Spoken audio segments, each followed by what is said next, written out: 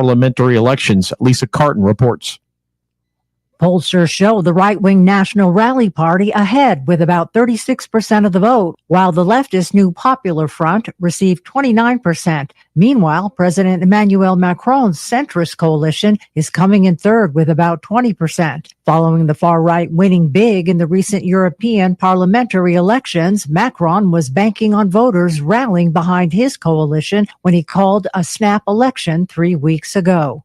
Hurricane Beryl is expected to slam the Caribbean as a Category 4. The National Hurricane Center calls it an extremely dangerous hurricane with sustained winds of 130 miles an hour. The storm is tracking towards Barbados. Forecasters are warning of life-threatening winds and storm surge, with the hurricane expected to hit the Windward Islands by early tomorrow morning. I'm Chris Coraggio, NBC News Radio.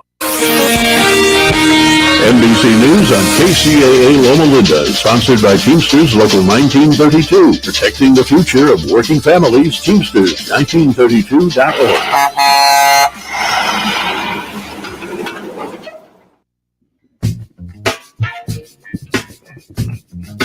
Thank you for tuning in for this edition of Justice Watch with Attorney Zulu Ali. I am Attorney Zulu Ali with the Justice Watch crew: Rosa Nunez, Michael Bilal Clark, Dr. Kil Bashir, Andrew Rodeman, and Ryan Rhodes. This week, like every week, we'll be discussing critical legal and social justice issues that are impacting our community.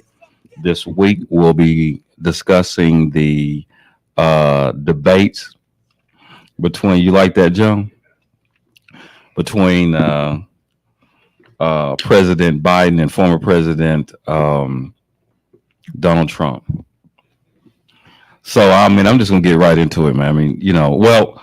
I mean, just for those, I'm sure there's nobody that doesn't know this, but obviously that on June the 27th, there was a debate between President Joe Biden and former President Donald Trump. It'll be in the same room for the first time since what they debated back in October of 2020. There was no audience. Didn't they have a mute button as well? A mute button as well. Right. It was the earliest debate in history. Generally, it's done, later in the year than what we had this particular time. I don't know, man. Y'all gotta tell me something. I'm gonna let y'all talk, man. Oh, you gonna throw it this way, huh? Yeah, y'all talk to me, man. What do you think about that? I'm gonna get that one to Ryan. Right, so what's up, Ryan? What do you think about that?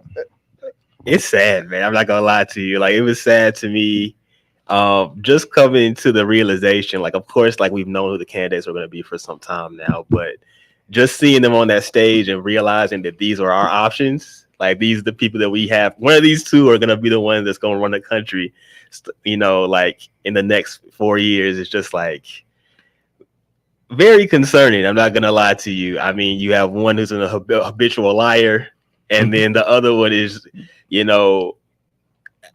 not to be harsh, but I don't even know if he can make it through his next term if he were to get reelected. Like, the way he's answering questions and moving on stage is very concerning. So I left the whole, debate just sort of disappointed, to be honest with you. Yeah. And I can echo the same sentiment because, just looking at it, over the course of years, just watching countless debates between presidents, I think this will go down in history as one of the saddest debates I've seen, with who we have to choose from. But like Ryan said, it's hard. It's hard to sit there and say, hey, I want to vote for this person. I want to vote for that person. I think we're now stuck in a position on whether or not we even want to vote. Yeah. And I think that's the way that society is probably the American, I would say a large percentage of individuals now in the United States are looking at who they have to choose from. And now they're in a position to say, you know what, I might not want to vote at all because neither is a good option. Yeah. Well, I guess I want to start with, I'm trying to figure out which one I want to start with. I guess I want to start with Biden first. I mean, obviously, the issue with Biden, and I think I heard someone put it best, is that Biden basically had more substance, but it was really his delivery. Yeah. Right. I mean, he looked like, he said some really good things, but he looked like he was forgetting things. He looked like he was, even when he was speaking, sometimes he was mumbling. Yeah. You know what I mean? He almost looked like, not to be, almost like he had a medical condition, like maybe he had a stroke or something, honestly. Yeah. Right. And so he was just mumbling. I don't know if it was his dentures. I don't know what it was. He wasn't even opening his mouth. Yeah. But that killed the message because of his delivery, right? Yeah. Then you had Trump, who had no substance, but clearly more vibrant. Yeah. Right. He wasn't even answering the question. No, he He wasn't. just had conviction about what he was saying. Yeah. So his delivery was clearly much better, but he really wasn't saying anything. Exactly. You know what I mean? So now you're dealing with, when you look at it that way, then you obviously, then the question is, are we going to kill him because of his delivery? Because clearly he had more substance, right? Yeah. And nobody really, when you ask a person, you're like, well, what is it about Biden that you didn't like? And clearly, as you said, it's the fact that his delivery, the way he said things. Exactly. And then sometimes when he was talking, he would pause. Yeah. You know what I mean? Or sometimes he almost like spaced out. You know what I mean? Yeah. But ultimately, when he was able to get it out, then it wasn't like he wasn't making any sense. You know what I mean? Yeah. My favorite moment from Biden is when he called him a whiner. Yeah. Yeah. You know what I mean? He got mad when he said that, right? Yeah, for sure. And so that was my favorite moment with Biden. Now with Trump, obviously, he is, the con man that he is. For sure. He basically, tried to, sell salt to a slug, right? Yeah. And that's kind of that's his whole thing, right? Yeah. And so then that's really what it came out. That's really, I think, in the final analysis, that's really what happened. But I think the question is, when we talk about, well, why wouldn't we vote for Biden? It's clearly only because we think that his elderly status, like, is he alert enough? Yeah. That's really the question, right? Yeah. That's what everybody is really, but is it really fair? In other words, if it's all about his delivery, Yeah. is it really a legitimate But I think concern? I think it's a concern, and it's a very good concern Yeah. That he won't make it? that he won't make it. Really? Yeah. Yeah. You hear talk now about replacing him with someone much younger. And that's the talk right now, is about seeing whether or not the Democrats want to replace him with someone much younger because of his, just the way he presented himself during the debate. But also, I think that there's a very, very, very large segment of people do believe that it's because of the way he responded and whether or not he's going to be capable. But I think a lot of people also look at the last 4 years as well, about just the things he did overall in the country, with the wars and with COVID and everything like that. But, on onset, right now at this present moment, I think people are very concerned about his condition, about whether or not he's going to be able to, handle that seat again. Is that the really concern? It's, I can speak for myself and like people, a lot of my friends, like that's our concern. Honestly, like when we have the conversations about him, like I think it's amplified in this specific moment because of him being on these stages. And we see, in all honesty, there should be so much more separation between Biden and Trump, in my personal opinion. And the reason that it's close is because, as we spoke to a little earlier, presentation is everything. Like you can be saying great things, but if you don't deliver it in the right way, you give leverage for the person over here who might not have as much substance, who is saying it more confidently, to like get some more leverage on you.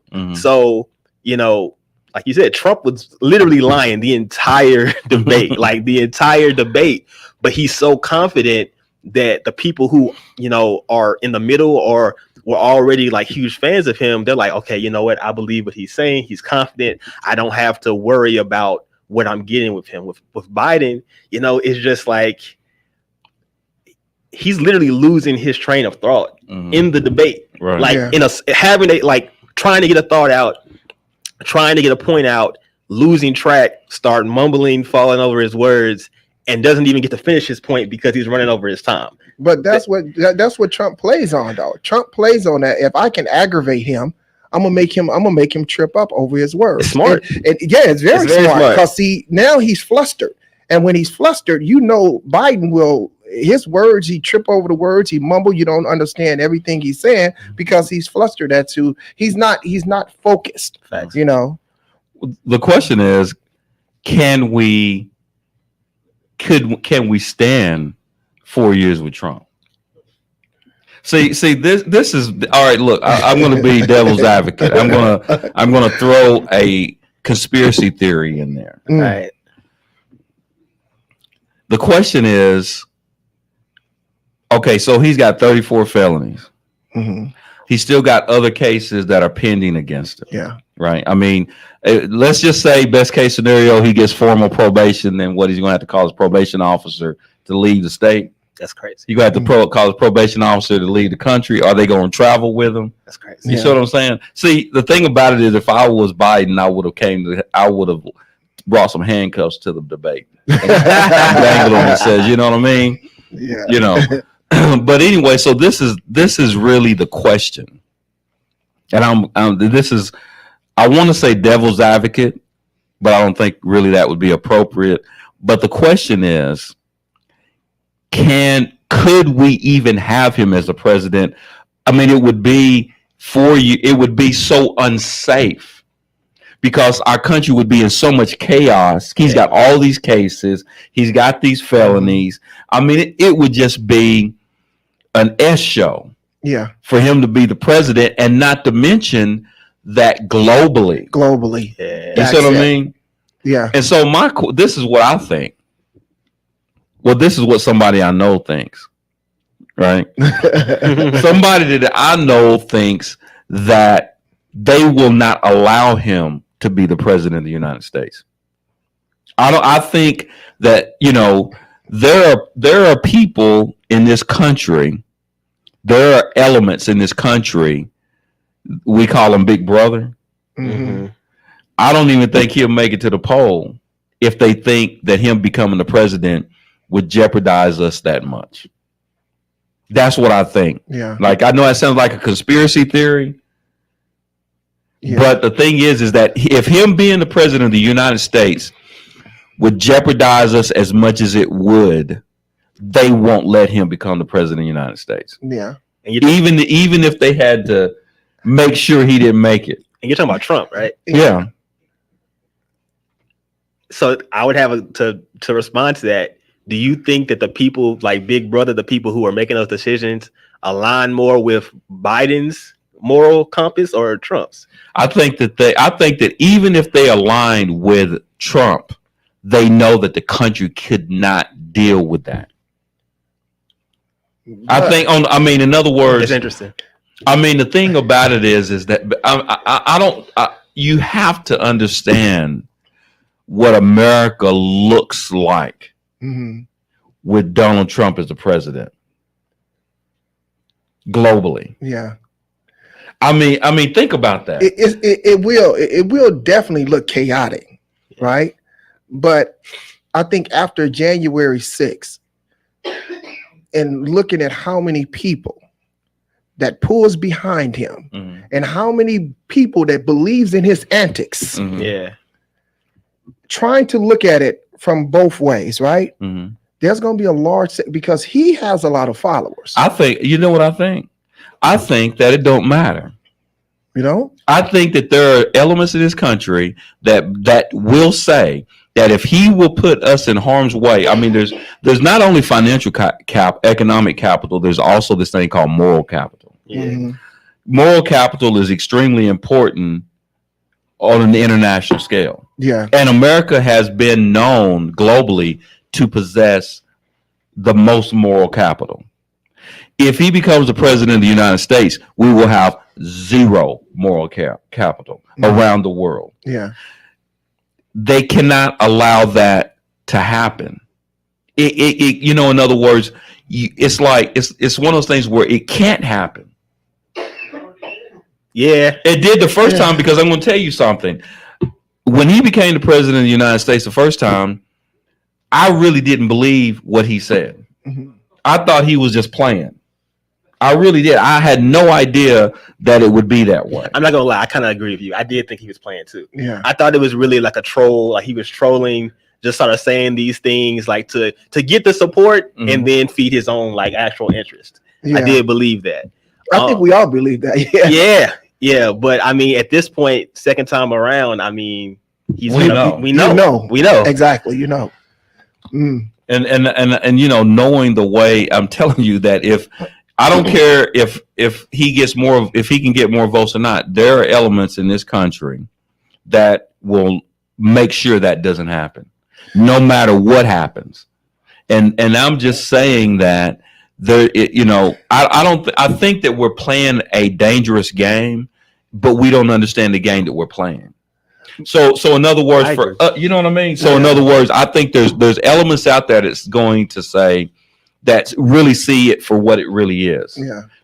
I mean, on this level, we live in a social media, Yeah. you know, type of, you know, we're playing a little bit, Mhm. but I think it's more serious than we think it is. Yeah. And knowing how serious it is, I really don't believe that they're not going to allow that to happen. And that brings me to my second point. My second point is, you know, they don't just do things just to do it.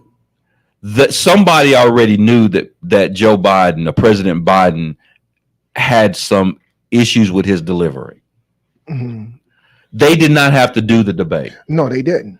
They put that out there for a reason, right? I don't know what the reason is, you know, because I'm not a political strategist, but, you know, and they did it early. Did they do it early because they knew that they could not tell him he couldn't run, so that it would be public pressure that would make somebody else run? Or is there something else to it? I don't know. But I do not believe just all willy-nilly, knowing that he has all these people around him and all these political strategists and all these people that are concerned that around him every day and know his situation, decided. I just don't believe that they're that short-sighted. He was put out there for a reason. Mhm. You know what I mean? They might be though. Yeah.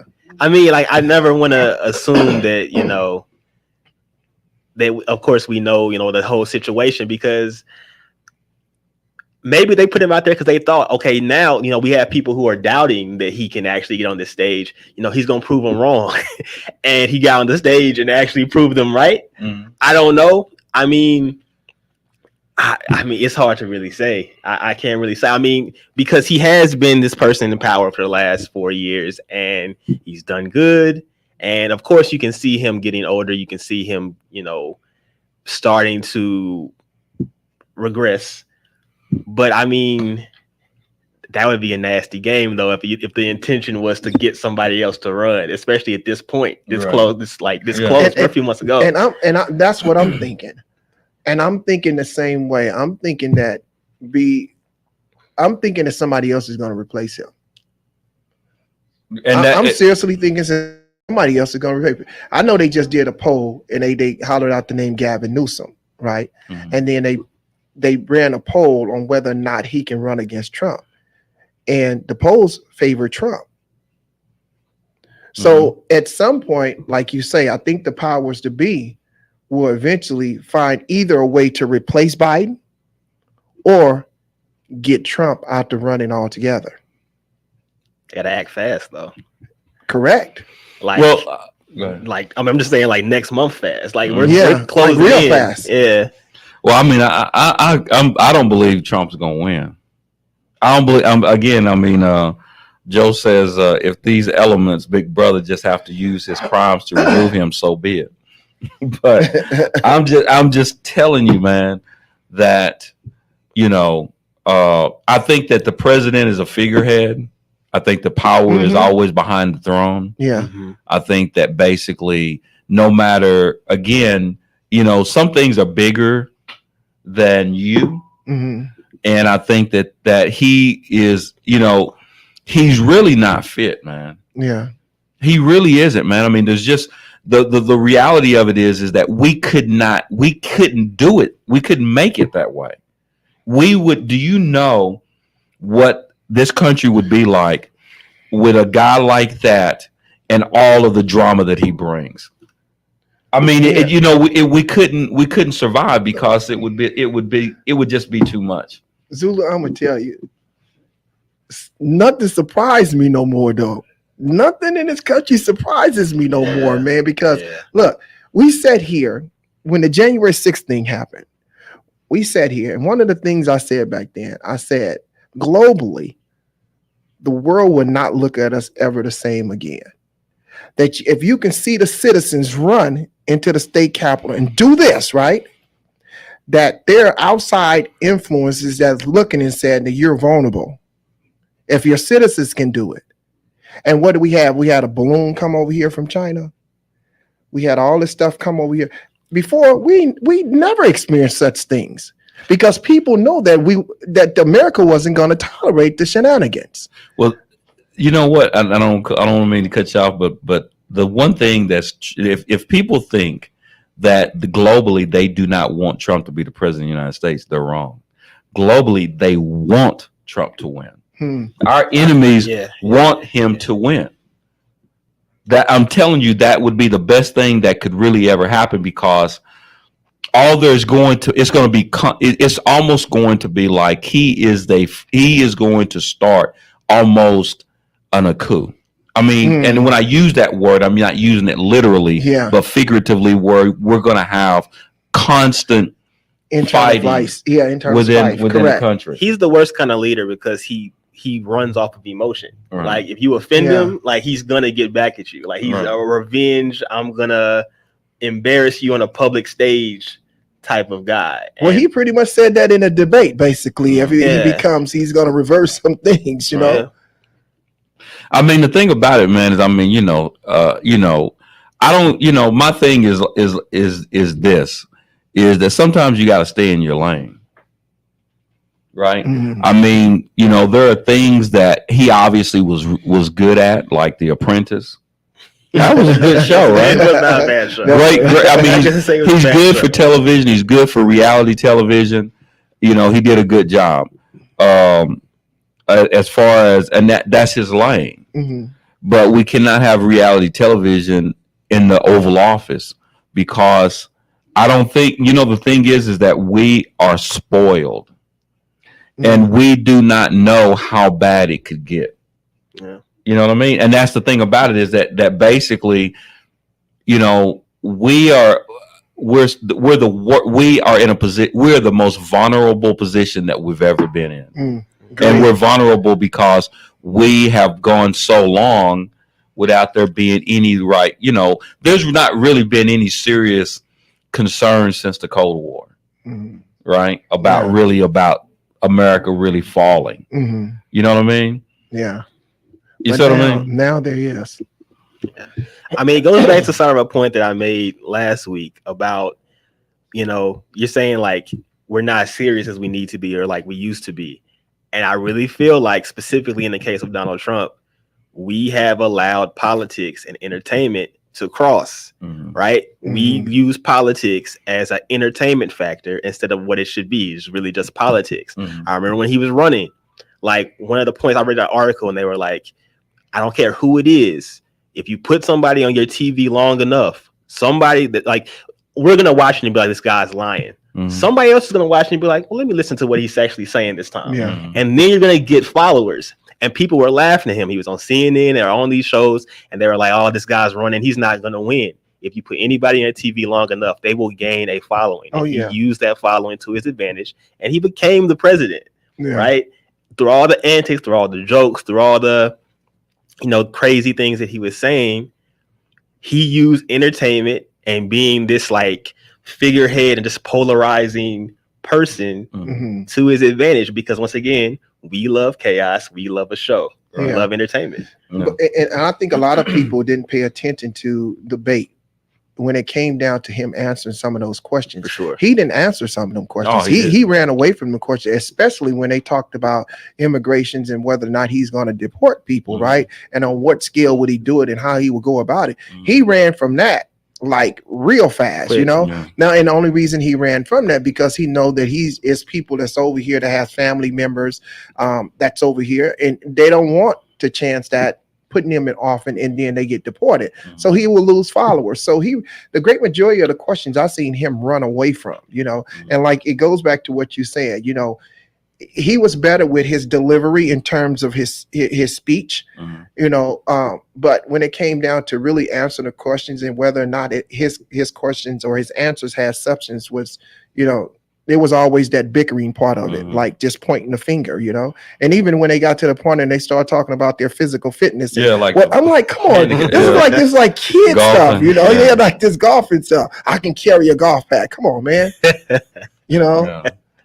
Yeah, man. I mean, it's kind of like the situation with Trump, and I think that I'm being very objective. I mean, because you obviously I am. I mean, the no matter, you got to vote. You can't. The whole idea that I'm not going to vote is not a good situation. I mean, if someone says, I'm going to stay home, I'm just not going to vote because I don't like either candidate, I don't really think that that's appropriate option. Mm.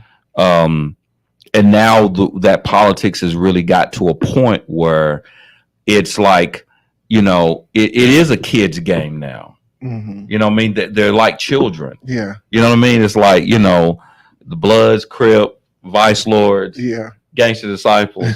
Like everybody's picking a side, and it's not like they're really looking at the issues or the bigger picture. Mhm. You know what I mean? And I just think that basically, regardless of what, if you're going to try to put the country first and you really say you really supposedly love the country or you really concerned about the country, then you have to ask yourself this question: what's going to happen when he becomes the president of the United States? It's just going to be more. All it's going to be is just divisiveness. He's an extremely polarizing and divisive individual. And he's not, to some degree, some could say he's using people, but people are using him. Mhm. You know what I mean? Yeah. He came at a great time. I mean, on the tail end of Barack Obama when they just hated, but it's kind of like Obama effect, For sure. Yeah. that they just, because it reflects a whole lot of different things, Yeah. And then what's crazy is how the so-called moral right, religious right support him so much, baffles me. But I understand that, it's, politics, it's like you buy your politicians, Mhm. that's kind of how it works. So in other words, they're not buying the individual necessarily who he is, but they're buying what they can get from him. Yeah. You see what I mean? Yeah. So everybody's for sale. For sure. And that's and it's exposing, more than ever the fact that like everyone, like America around the world, people didn't like America because they felt like that we thought we were better than everybody else. Mhm. And we did think we were everybody else, not just because we could beat you up, because we felt like that we always took the moral high ground. Yeah. Right. And so now people can look back and say, see, I told you America's not nothing. You see what I mean? See, I told you that America's not perfect. Mhm. I told you that America's just as bad and ruthless as everybody else. Mhm. You see what I mean? And it really, and I don't think that people understand how bad it makes us look on a global scale. Yeah. You know what I mean? Yeah. I just think that when I look at it, and I looked at the candidates and I see who we have to choose from. And my question is, every year you want to see something progress and become better. And so I look at whether or not Biden could make this country better with what he's done in the last 4 years, whether or not he can change his colors and make it better, and whether or not Donald Trump can do it. And when I look at it, when I look at both sides of it, I don't see progress going to be made on either side. That's just me personally. I just can't see it. I'm along with the generation that's now. I'm older, but I'm along with this new generation that's coming along, as far as like, they remind me of the generation, like we was talking in the car, they remind me of the generations back in the 70s and 60s and 70s during the war times and stuff like that. And they got out and they protested and they made their voice heard, and I think that when you look at that, you look at this new generation, they push some power. I mean, when it comes down to voting, a lot of them is going to carry this vote. A lot of them are going to get out and they looking at what's going on. And I'm just telling you from what I see right now, from me, I just don't. I mean, if Biden keeps his same colors, I don't see it being good. Donald Trump has always been on a page that wasn't good anyway. So I just don't see any progress is going to be made either way. And that's not to say that I'm not going to vote, but it makes it hard. And I guarantee there's a great majority of the individuals just sitting out there. And I can, like I said at the onset, there's going to be a lot of people that's going to sit back and say, you know what, I'm not voting at all. Yeah. I mean, I think that we're in a situation that, people have been preaching to people my age for years at this point, which is it's all about the greater good. We're at the point where it's like, do you want chaos or do you want things to start to just be stagnant and stay the same?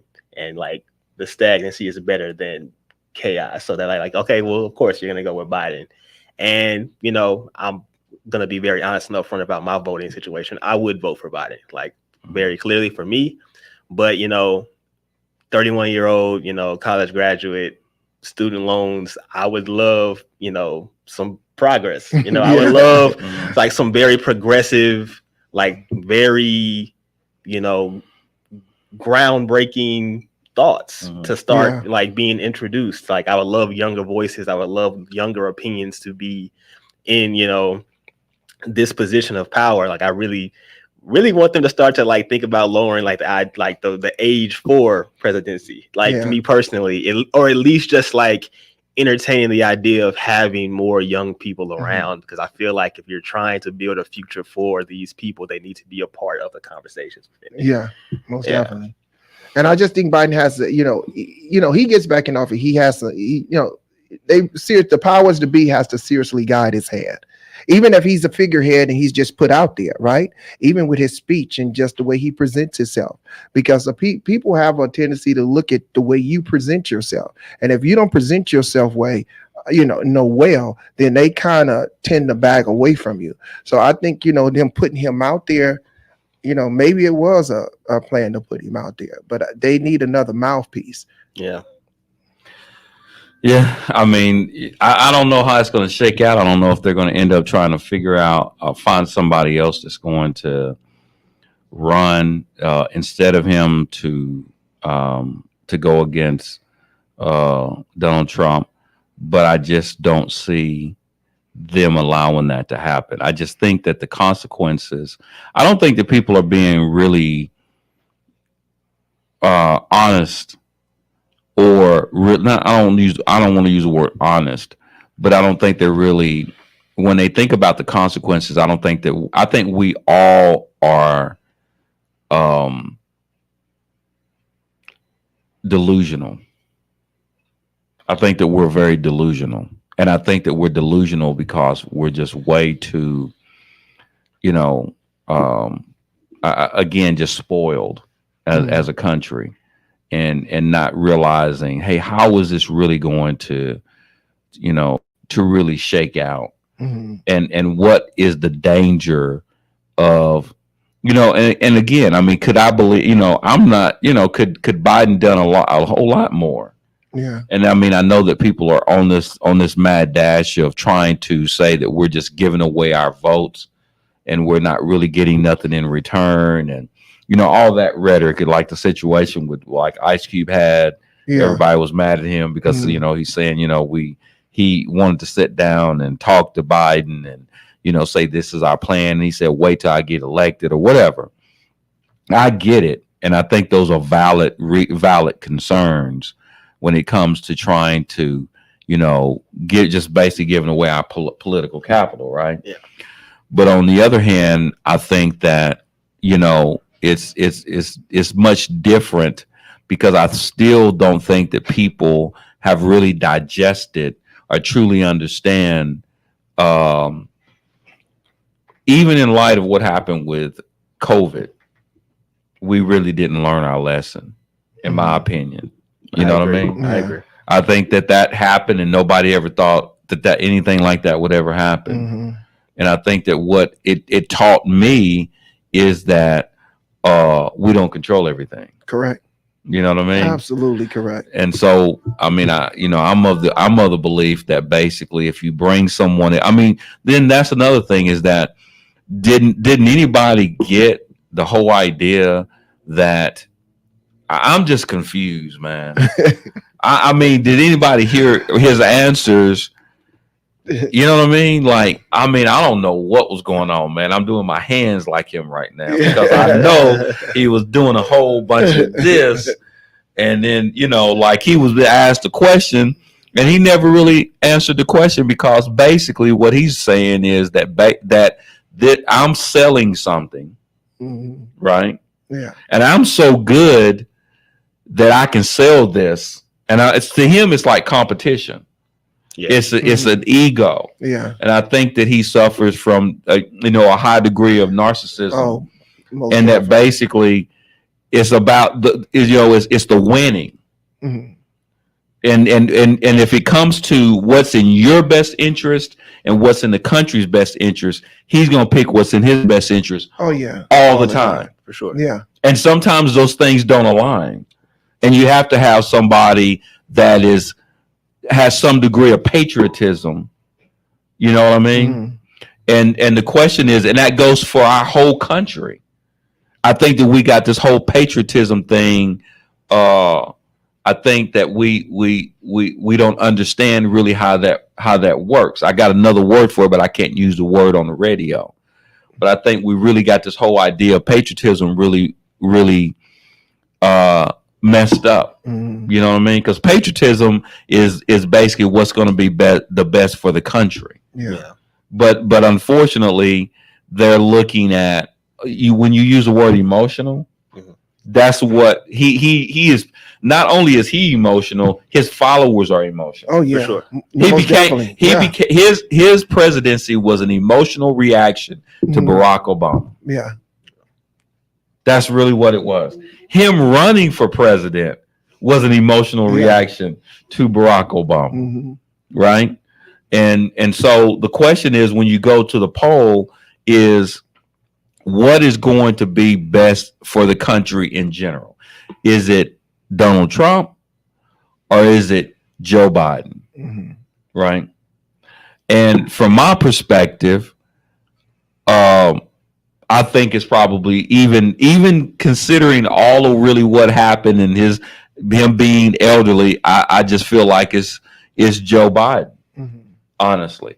Now, would I like to see, there's a whole bunch of things that I think should happen in this country. Yeah. And the things that I want to happen in the country, I don't believe that really the president of the United States is going to be the person that's going to change those things. Mm. You know what I mean? I mean, in other words, if we truly understand how politics really works, Mm-hmm. There's other things that we tend to be so, they don't even teach civics in school anymore. Because do they still have the song, It's Only a Bill? No. You know what I mean? Because do people learned that one. You see what I mean? Yeah. Because I don't even know. Because all we got is executive orders now. Yeah. But I think that's an issue. I don't know, man.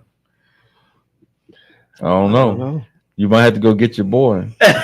Who gonna get?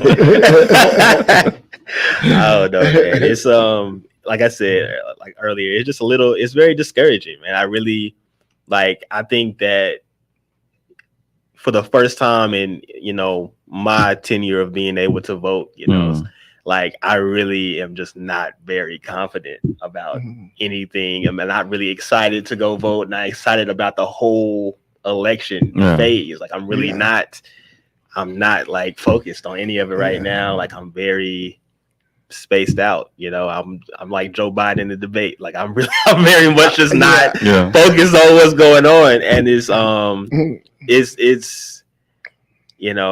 don't know. Like I don't know. Lost for words. I think for the people that's kind of like undecided, I think what you have to look at is even if you don't agree with Biden and you don't agree with Trump, you have to look at it like this: whether or not, if you don't feel Biden, then you got to worry about whether or not is the country going to go to hell slowly. But if you don't like Trump, you got to realize that, do you want this country to go to hell real fast? And that's the pace of it. That's the pace of it, because like they run on emotions, and when you run on emotion, you don't think about nothing. You just act. You act and you think about it later. Whereas on one side of it, at least he's able to carry this conversation, have substance to it, and go about it. With all these years of politics under his belt, him going about it, smoothly, or whether or not you want to go about it with emotion and chaos, because his followers is going to come along and they always going to have that, oh, it's a conspiracy, this happened, so. And it's a sign of the times too, because I think that, as a younger kid looking at, you only had 2, 4, and 5, and then you would have a debate, obviously audience.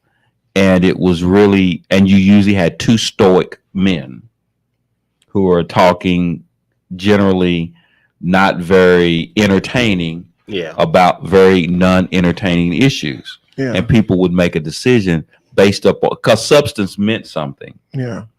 Now, if you ask the average person, what were the issues that they were debating about that gave them concerns, most people wouldn't even know. You see what I'm saying? Because it's an entertainment factor. What is it that Joe Biden said or that Trump said about the issues? Like, for example, it makes actually, come on, man. I mean, like you talking about, man, this would have never happened. I would have got on the phone and talked to my boy, and then this would have never happened. He would have never done that. And then you're not answering the questions. I mean, it was so, we are sound bites. You know what I mean? We don't even, So we want instant gratification, and nobody's looking at the issue. What did he say about immigration? Which was a key issue about the discussion, right? What did he say about, hey, would you accept the fact if you lost, would you accept that? Why would you have to ask somebody a question like that? Correct. That's just where we are. And, like nobody gracefully bows out. Like when we seen, even when it was really, between Bush and what's my boy? Gore. Gracefully bow out, even when you think that probably he could have maybe even won. But I mean, I think that we're at a point in time where it's a reflection of a country that is slowly losing its values, and it's losing its values on both sides. You know what I mean? So in other words, the whole thing about, taxes, the whole thing about healthcare, the whole thing about Social Security, the whole thing about student loans, the whole thing about education, the whole thing about your right to choose. I mean, we really never heard any of that, to be honest, because it was just a show. Exactly. You know what I mean? And so, and that's sad. Because now we are in the social media, Instagram, Facebook time period where, we basically make these, entertainment decisions. You know what I mean? Clips and sound bites. Exactly. Instead of just talking about, hey, what was really the issues? What really concerns you?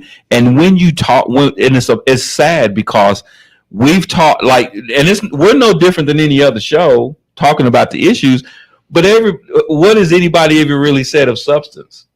Everything, nobody really has had a discussion about his decision, the issues that concerns this country. Even when we talk about the whole issue about the defense, our military, like if I'm a president of the United States and I'm talking about my issues with a general, I'm not going how there was a time where you would probably be ridiculed for saying something negative about a person serving their country. Yeah. You know what I mean? Yeah. You would say, man, I cannot believe you would say that about somebody who chose to go and serve their country. Mm-hmm. But he literally can condemn soldiers and Marines and sailors and airmen, and people will still roll with him. Yeah.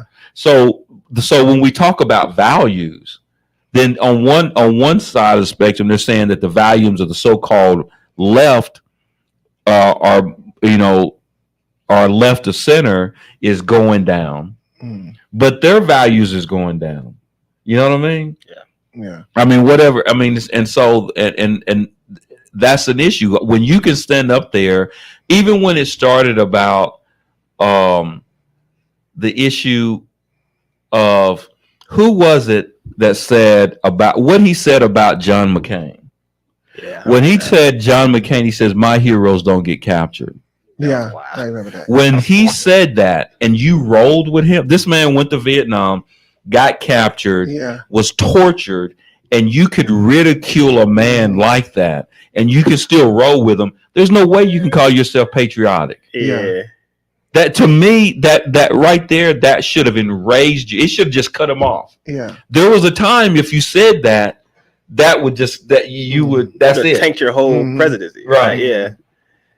I mean, I was like, I cannot even believe that because he, when they was going through, I guess that was the Republican primary when they were debating, and you really said that about John McCain. Yeah. And there was a lot of things that I did not like about John McCain, obviously, when it came to his politics.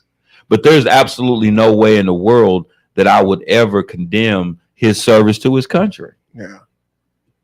But you're come on, man. Are you serious? Yeah. That right there, if you want to know something about him, that tells a whole story. Yeah. That tells me everything I need to know about him. Mm-hmm. And it tells me everything I need to know about those who blindly follow him. Yeah. You know what I mean? Mm-hmm. You're gonna run up in the Capitol and injure police officers working at the Capitol. You're going to go in and hem up politicians and storm the Capitol. I mean, really? Yeah. I still don't think we really address how crazy that really was. Oh my God. That was one of the wildest days in the history of our country. That was insane. Yeah. Because what was the goal? Like you just said, you gonna hem up these professional people while they're working, with what goal in mind? That was when he was asked the question, he said it was the policeman that opened up the gate. Right. You know what's discouraging to me though? I think this is what's very discouraging to me, and you hit on it just a little while ago where people gracefully bow out. And now we in this day and age, you can see two people that's supposed to be professionals, that's supposed to lead a country, and just the whole way that they pointed to each other and said, "You're a liar, you're a liar." Man, my mother, taught me early on that you don't call nobody no liar. You don't do this. But I think they should have handled themselves a little bit more professional than they did, because what to say to the younger generation that's coming up, that's seeing them sit up here and bicker like this back and forth. And these are the people that we're entrusting to lead us. I think that speaks volumes when it comes to just character, on both sides, so, just to sit up there and say, you a liar. Nope. You did this. You're a liar. It was really petty to me. Yeah. I think it also just played into Trump's game. So you spoke to a little earlier, if I'm bringing you down to my level, we're at my level and I'm better here. Mm-hmm. I'm going to win here. Yeah. You're going to your followers are going to look at you crazy for coming to talk to me like that. My followers are going to be like, keep doing that. Yeah. So he's winning when he brings them down there. When he gets some flustered, like you spoke to earlier, he's going to win that game every time. And it's going to help Trump. So Biden has to stay composed no matter what, Yeah. So the question is, his followers either agree with his policies while somehow ignoring the dumb things he says, or are just idiots blindly following his hype? I'm gonna go with the idiots. I'll go with the idiots. Yeah, go with the idiots. For Yeah. sure.